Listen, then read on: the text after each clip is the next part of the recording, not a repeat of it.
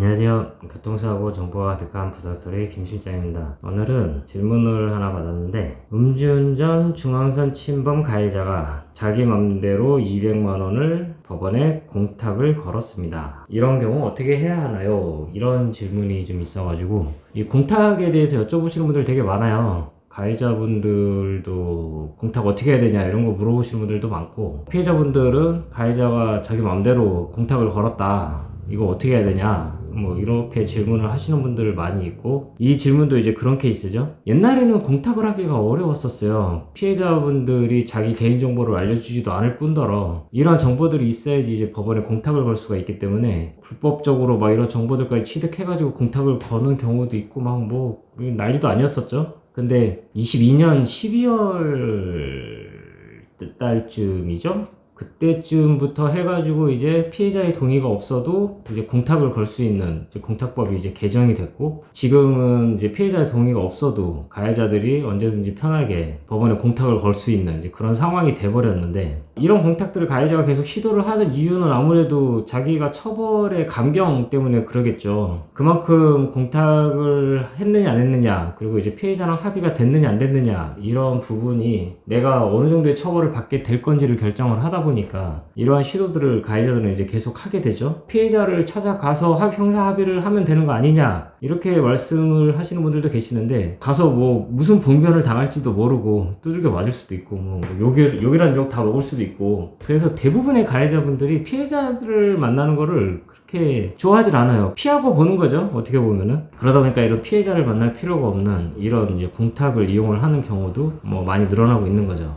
지금 이 사건도 음주운전을 한 상태로 중앙선 침범을 해서 사고를 냈단 말이에요. 검찰이 기소를 해가지고 법원에서 재판을 받고 있는 상황인 거고, 이제 가해자 입장에서는 높은 처벌이 두려우니까 법원에다가 200만원 공탁을 걸었단 말이죠. 이러한 상황에서 피해자가 아무런 어떤 조치를 하지를 않으면 법원에서는 찾아갔을 것이라고 간주를 하고 가해자를 처벌을 하게 되겠죠. 가해자한테 유리하게 되는 것만은 사실이에요. 그리고 또 하나 문제가 되는 게 뭐냐면, 이 사건은 교통사고잖아요. 지금처럼 가해자가 법원에 공탁을 걸게 된 경우면 그 금액만큼 나중에 내가 받게 될 합의금에서 전액 공제가 됩니다. 피해자의 입장에서는 완전 기분 나쁜 상황이 돼버리는 거죠. 공탁금도 기분이 나쁜데 나중에 내가 보험사로부터 받을 합의금에서도 공제가 되는 상황이 발생을 하니까 결국은 피해자만 손해를 보는 이상한 상황이 발생을 해버리는 거죠. 이런 경우에 그럼 피해자는 어떻게 해야 되느냐? 법원에 공탁금 회수 동의서라는 서류를 제출을 하시면 됩니다. 이 공탁금 회수 동의서를 법원에 제출을 하시면서 가해자로 하여금 이 공탁금을 회수를 할 수 있는 근거를 마련을 해 주시고, 법원에다 이제 진정서를 제출을 하게 되는 거죠. 가해자 저놈이 나랑은 합의할 생각이 없고 법원에다가 뜬금없이 공탁금을 걸었다, 뭐 형사 합의를 하기 위한 노력도 전혀 하지 않았고 진정으로 와서 사과를 한 적도 전혀 없다, 그리고 내가 이 공탁금을